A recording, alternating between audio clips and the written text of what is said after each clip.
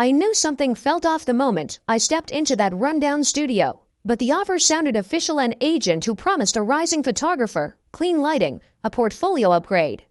I hadn't slept, tossing with phone flashes and followers count spiraling. I was desperate. The place was smaller than the online gallery suggested. Dim overhead bulbs flickered as I waited.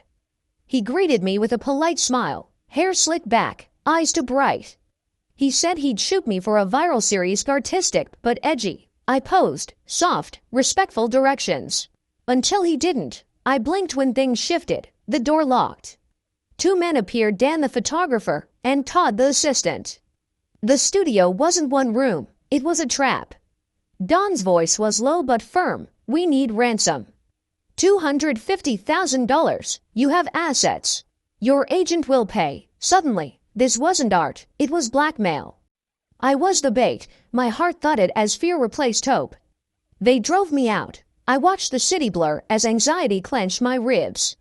In an isolated cabin, miles from town, they left me in a high chair.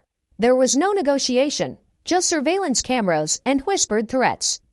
Dan played the ringleader, but inconsistencies hinted at more chaos beneath. Black Plague, they called their group. But Todd sneered at the name, revealing cracks in their own story. The ransom demands felt recycled. That first night, I cried softly into my sweatshirt. I texted my mom, "I'm scared." No answer. Messages went unanswered. It felt like betrayal. Todd brought me cold food, acted almost human briefly. He asked about my dog, soothing words I clung to. But the cameras watched. I don't know if it was empathy or leverage. Over days, Dan interrogated me why I posed nude, why I flaunted my life online. He blamed my vanity. He circled me as if I were a predator. Todd stayed awkwardly distant, fearful. I pieced together. Dan orchestrated this. Todd was uneasy. Maybe didn't sign up for this. Pity and terror warred in his eyes. Then my mom enlisted help. John, my ex, became a reluctant hero. Todd followed shadows. Footsteps crept around the cabin late at night. I'd hear them. Todd's phone recording app. A muted whisper. He tried to help once. I heard him say into his palm mic, "She trusts me," but Dan caught him. Consequence, Todd was kept in a separate room. Punished, I had to rely on my wits. When Dan brought me a mirror and said, "Contemplate what you've done," I pretended to comply. Instead, I memorized his daily routine: when he drank, when he cleaned his gun holster. I watched the cameras. I tested the door lock. It wasn't secure. There was hope, an unlocked window. One dawn, when Dan stepped away, leaving Todd chained up in his room, I used brutal calm. I loosened the chain with a hairpin I'd hidden. Todd trembled when freed. We crept to the front door.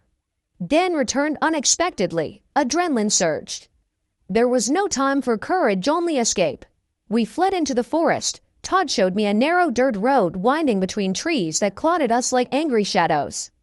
My breath burned. My legs were jelly, but I kept running. I had no choice. Behind us, I could hear the crunch of leaves, the shifting of weight, the echo of someone following. Then tires, not far, sirens, blue and red lights blinked through the fog between the trees. For a second, I thought I was hallucinating, but the voice that came next was real. Jessica. It was my mom. My knees buckled before I even saw her. And then arms wrapped around me. John, he was shaking too, but holding me like the world wouldn't let go again. I buried my face in his shoulder, sobbing so hard it hurt. Todd froze behind me, unsure, breathing like he'd just outrun death itself, but before we could feel safe. Dan stepped from behind a tree, a gun in his hand. A silence so sharp it cut through the sirens. I didn't scream at first, my lungs forgot how. He raised the weapon slowly, expression unreadable. John instinctively moved in front of me. I heard the safety click. Everything slowed. Don's hand trembled just barely. His voice was low, guttural. "You ruined it, all of you." Then chaos. John lunged. They crashed to the ground. The gun went off. I screamed. Todd darted forward, tackled Don's wrist, pried the gun from his grip. Police officers surged from the tree line, guns drawn, voices booming commands. In seconds, Dan was pinned to the ground, screaming into the earth as the handcuffs clicked. I stood there, frozen, bleeding from my lip, shaking. The nightmare unraveled in front of me, thread by thread. I watched Dan hauled away, spitting curses, calling me a liar, a whore, a fake, but it didn't matter anymore. Everyone saw him now, not as a visionary, not as a man with a message, just another predator with a Wi-Fi connection and a god complex. Todd didn't run, he didn't fight. He handed over the phone with all the recordings, the messages, the proof. He sat down on the forest floor and cried. And I believed for a moment that part of him was just as trapped as I had been. The weeks that followed were a blur of hospitals, statements, police reports, and exhaustion. My mother barely left my side. John stayed longer than he promised. Todd was arrested but treated differently given leniency for cooperating. A judge even said he showed signs of rehabilitation.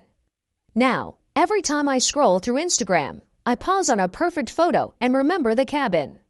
The lies, the look in Don's eyes when he thought he controlled me. I remember what it felt like to be reduced to nothing but a body, a brand, a bargaining chip. And yet, I'm still here, not just a picture, not just a profile. A person, a survivor. Sometimes I post again. Not thirst traps, not filters, just me, no makeup, no pretense. I let the world see the cracks because I earned every scar.